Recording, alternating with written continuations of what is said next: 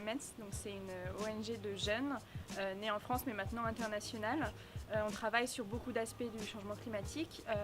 On fait beaucoup de simulations de négociations climatiques, mais maintenant l'association comprend aussi un grand nombre de projets de recherche et aussi tout ce qui est suivi des négociations climatiques. On est membre de la constituante des jeunes sous la CNUC, sous l'égide de la CNUC. Et ça nous permet d'avoir accès aux négociations climatiques et à un grand nombre d'événements, dont celui-ci. Alors qu'est-ce qu'on fait à Climate Change? On vient représenter les jeunes déjà. Je trouve que c'est très important que la jeune génération soit représentée dans les différents débats. On a beaucoup de chance à Climate, c'est qu'on est des jeunes formés sur différents sujets. Donc ça permet d'avoir des interventions pertinentes dans différents ateliers ici. On est aussi présent sur des dialogues de haut niveau, donc ça c'est génial. Et dans des plénières sur des sujets qui nous tiennent à cœur. Moi je suis particulièrement présente sur les sujets liés aux migrations climatiques, puisque c'est ce que je fais dans l'association.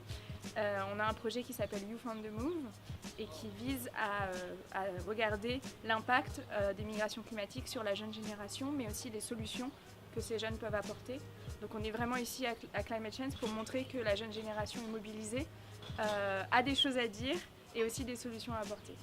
C'est très important, je pense que les différents acteurs se rencontrent et se mettent d'accord dans une même direction.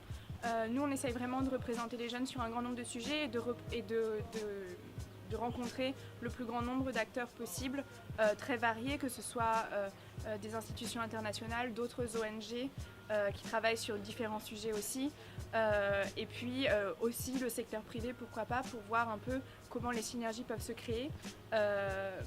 Je pense que ce sur quoi il faut vraiment insister, c'est l'éducation.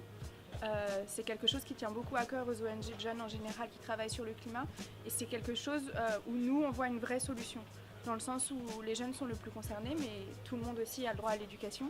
Et c'est important de montrer la réalité des phénomènes, aussi bien dans les pays développés qu'émergents, aussi bien à des gens qui sont déjà dans le cercle de l'action climat que des gens qui n'y connaissent rien, aussi bien des gens qui pourront agir que des gens qui sont directement touchés et qui n'ont pas les moyens.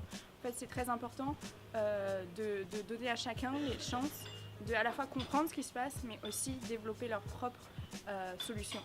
Et on a trop tendance dans les négociations internationales parfois à rester très abstrait dans les concepts et à un peu oublier la réalité humaine du terrain.